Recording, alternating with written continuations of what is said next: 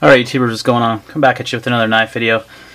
Kind of gonna do the video I gave a little preview for in the last video on the custom knife factory morph, the ZeroTolerance 0095, which is a limited edition. It was a Russian Market exclusive. This is the box for it. 095 KVT, titanium blue, that's 35 yen. Box kind of got beat up, so this is the knife. And I had a few people request this video because they hadn't seen this knife before. It was actually announced at SHOT Show or Blade Show, one of the two. And people were kind of excited about it, but they kind of forgot all about it because it was never released. Then it was released overseas as a Russian exclusive. Now there was a black one released in the United States that has like a snap-on logo, and it's actually the same knife, but it just does not look nearly as good because of the snap-on logo and all that on there. So this is the 0095 Russian Market exclusive. It is flipper on bearings. Got a nice harpoon style grind there. Satin flats, or excuse me, stonewash flats, satin grinds on that. It's a gorgeous blade. Look at that. Just good looking. Zoom it out a little bit. S35 VN steel.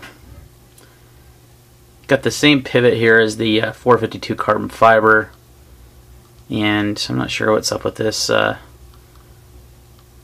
actually kind of works. Like they usually do like a black pivot, and they have like a stainless screw or something, so they actually went with like a black torque screw here, and then you have a titanium blue standoff, which is cool. Nice little touch of color, and this is actually wearing a custom clip. It's a titanium sculpted clip made by Gnolab on eBay and Blade Forums. I've actually got quite a bit of his stuff on my knives, and it's great. Actually, when I bought this knife on the secondary market, it came with that clip. It also comes, the deep carry clip will work as well, and I believe it comes with the standard 808 and 450 clips. So this one is my favorite, though. It looks like it's made for the knife. It has more of a custom feel to it. It's not deep carry, which a lot of people don't care about anyway, and it has really good retention. It's easy to get out of the pocket, so it's really cool. You do have a stainless steel lock bar insert here, as is typical with all ZTs now. What I like about this knife quite a bit, first of all, the ergonomics are perfect. It's just fantastic in the hand. It's pretty thin too.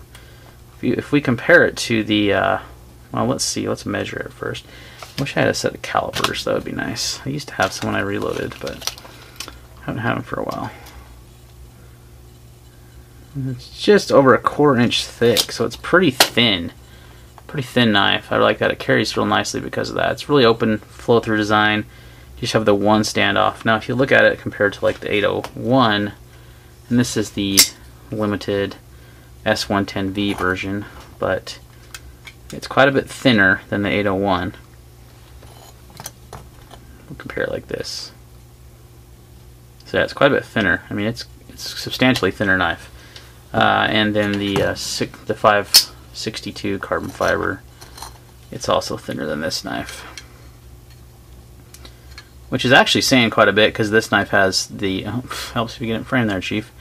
It helps if it has the carbon fiber lock side, or excuse me, not lock side, show side. So the one scale is thicker, and then it has the liner, and then the carbon fiber.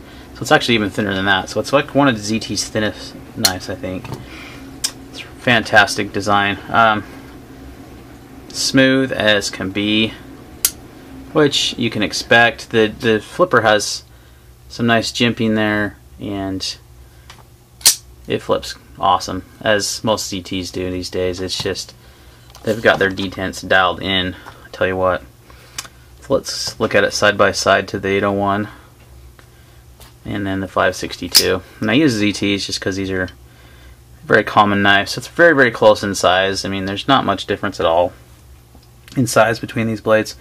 And the blade shape on the 801 is actually pretty similar all the way up until you got this harpoon right here. Other than that, it's very, very similar blade shape. So more of an all stonewash on this one. You have a two-tone finish on this blade. ZT logo. 0095, made in the USA. Nice lockup. No play. It's just super solid. Love it. Now there is rumor that they're going to release next year a US version of this knife, other than the Snap-on exclusive. Don't know any more details about that. I think it'll be different in some ways than this, because this is a exclusive to the Russian market. And this is an in-house design, guys. This isn't a collaboration with any maker or anything. This is an in-house design, and it's one of my favorites. It's fantastic. I love the contouring on the titanium handles. It's awesome. It makes for a really super comfortable knife in the hand. It's very handsome. So, you know, at first you think, oh, it's plain titanium, S35, you know, and it's kind of a pricier knife. It's going to be, I think they sell in Russia for about $340 to $360 range. I got this on the secondary market for quite a bit less. If they're out there, if you can look. And mine actually came with this extra clip, which was nice. So for the price, you know, you are paying for the exclusivity of it being a limited edition and being a Russian market exclusive. You have to pay for it. The only place I know you can buy them is from Russia with Knives, which sells a lot of the custom knife factory knives. So I think they're about $340 though, if I'm right. They were at least recently when I looked. So I think it's worth it. It's a fantastic blade. It's, you know, limited run. This is serial number 145.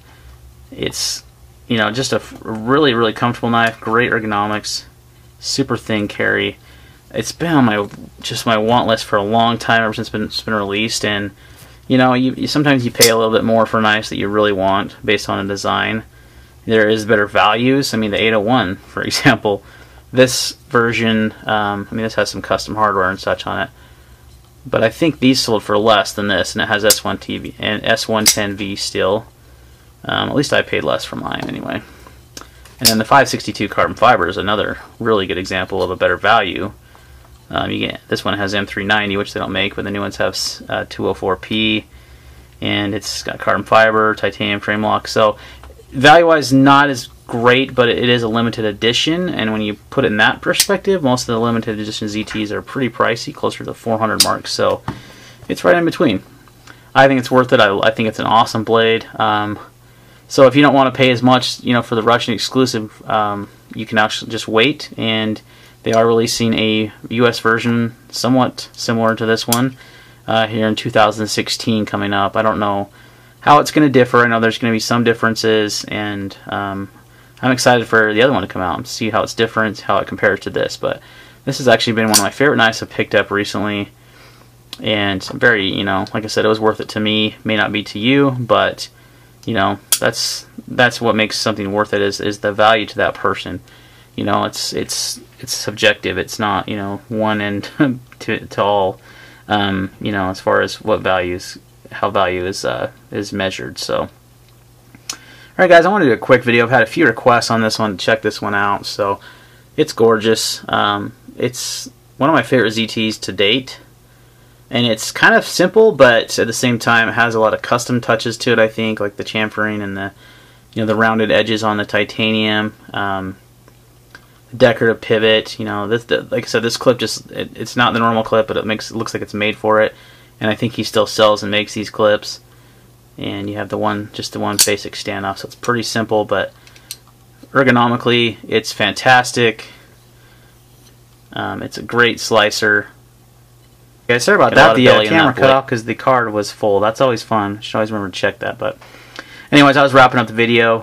Really dig this design. 0095 limited edition, Russian market exclusive. Again, one of my favorite ZTs to date, and highly recommend pick one up. If you don't want to wait till the US version comes out next year, it may be worth it, because it'll probably be less expensive, and it'll be a very similar knife. So, all right, guys, thanks for watching. We'll see you on the next one.